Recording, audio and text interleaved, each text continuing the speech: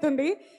సాయి పల్లవి గారు ఇంతకుముందు అన్నారు కదా, for every action there is an equal and opposite reaction. ఇప్పుడు మీరు కూడా ఇచ్చేయండి, మాకు చాలా సంతోషంగా ఉంటుంది. ఎందుకండి.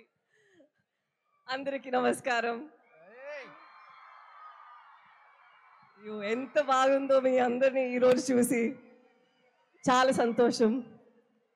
ఆ రోజు రామారావు గారు వచ్చారు కదా, అప్పుడు ఆ ఇంటర్వ్యూ చేసినప్పుడు చెప్పారు, మీ ఫిలిం సక్సెస్ అయినప్పుడు శ్రీకాకుళంకి రండి, మాతో పాటు సక్సెస్ మీట్ పెట్టండి అని చెప్పారా. ఆ రోజు నాకు ఒకే ఒక థాట్ ఉండేది, ఎలాగో ఈ ఫిల్మ్ బాగా రావాలి, మేము వచ్చి మీతో పాటు ఇది సెలబ్రేట్ చేయాలి అని. ఎందుకంటే తను కొన్ని మాటలు చెప్పారు మా గురించి, మా సేపల్ చేసే వాళ్ళ గురించి, ఇప్పటివరకు మూవీస్ చేయలేదు, సో మీరే చేశారు ఇదన్నీ. యాక్చువల్లీ నిజం చెప్పాలంటే వాళ్ళు లైఫ్లో అంత ఒక డ్రామా ఉంది, మేము ఇలా కూర్చొని రాస్తే కూడా ఆలోచించలేము. ఎక్కడ 200 పేజెస్ పైన వస్తుందండి.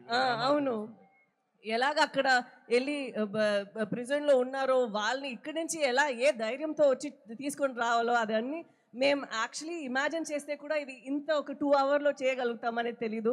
సో వాళ్ళకి ఫస్ట్ నేను థ్యాంక్ యూ చెప్పాలి, మీ అందరికీ థ్యాంక్ యూ చెప్పాలి. ఎందుకంటే మీ లైఫ్ని మాకు పర్మిషన్ ఇచ్చి ఒక ఫిలిం లాగా తీసుకురావడానికి పర్మిషన్ ఇచ్చారు. So thank you so much. And Chandu గారు చాలా ర్యాక్ చేస్తూనే ఉంటారు అప్పటి నుంచి. ఇలా అదేం లేదు, నాకు ఇది ఒక పెద్ద భాగ్యం.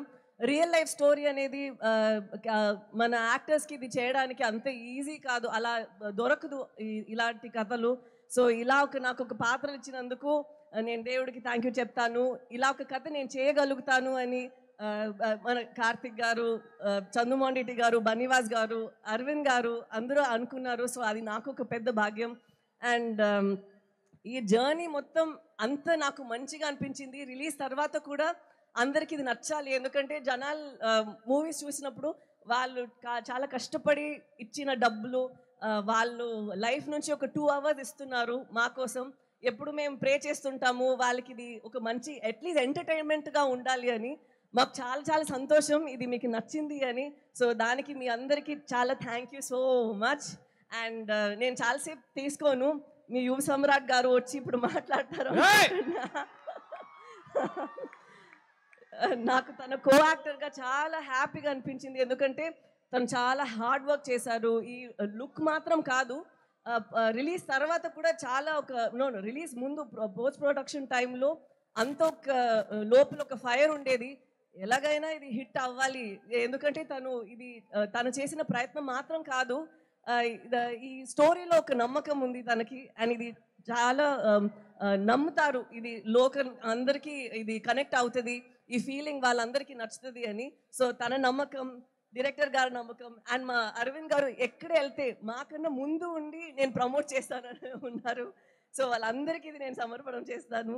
అండ్ నాకు ఈ శ్రీకాకుళం స్లాంగ్ వచ్చిందంటే దానికి యోగి ఇక్కడి నుంచి వచ్చి నాకు చాలా ట్రైనింగ్ ఇచ్చారు డబ్బింగ్ టైంలో. సో యోగి కూడా థ్యాంక్ యూ చెప్పాలి.